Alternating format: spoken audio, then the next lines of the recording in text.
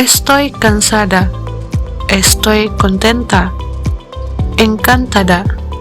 Soy una chica simpática. Estoy cansado. Estoy contento. Encantado. Soy un chico simpático.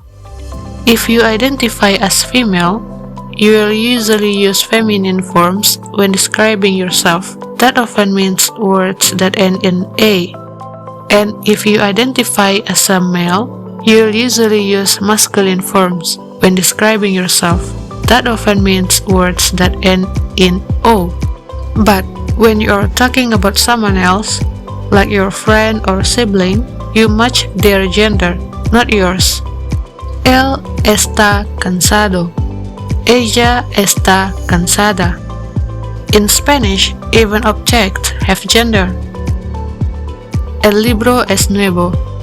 Is masculine. La mesa es nueva. Is feminine.